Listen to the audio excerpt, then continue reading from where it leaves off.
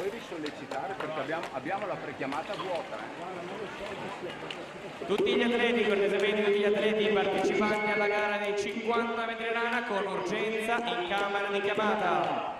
Anche a Mignano, perché passava avanti, i classificatori italiani, uno dei volontari, e poi come la quarta gara perché non mi possono, e tutto di più.